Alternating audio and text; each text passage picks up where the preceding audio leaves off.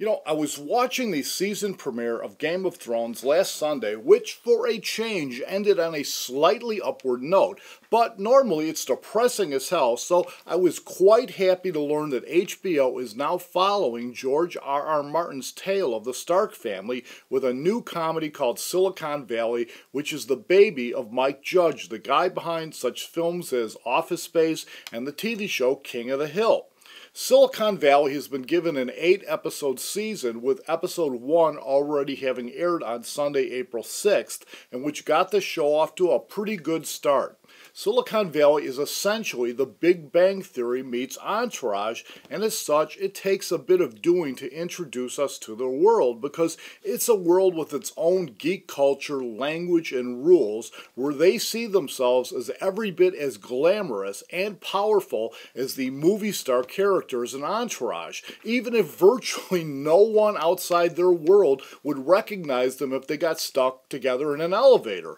A point made all too clear when Google CEO Eric Schmidt did a short cameo appearance in the show, although no one but regular viewers of Charlie Rose were probably able to pick him out of a crowd. Now, the show revolves around 6 computer programmers living together in an incubator. And yes, there's that language thing of theirs. Now, it's run by a guy named Eric, who's played by T.J. Miller, an actor who's made his living out of playing guys you love to hate, with the main character, Richard Hendricks, played by Thomas Middletek, who starts out as kind of a hapless, pathetic geek, but is then transformed slowly into a hero when it is discovered that he has created a lossless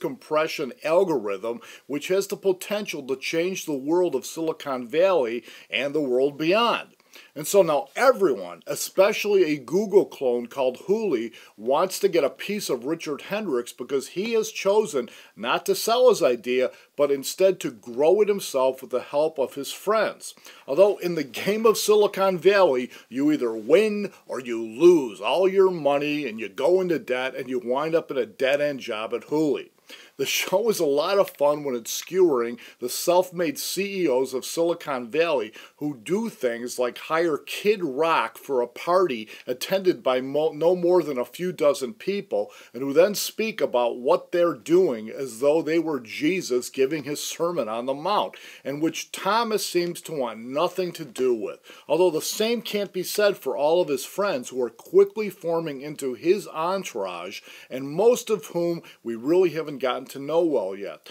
Although I was quite surprised when they did an about-face and turned Ehrlich, the douchebag, into a guy who actually decides to do the right thing at the end of the episode in what was a very human and real and unexpected moment, which is why I think Silicon Valley is definitely worth your valuable time, and also while I'll be reviewing the other 7 episodes week by week, as well as hosting the official Zeebox Silicon Valley Room live. So please hit the subscribe button, follow me on Twitter, head over to Zeebox, and sign up so you can join us in the Silicon Valley conversation. Until then, peace and chocolate, everyone.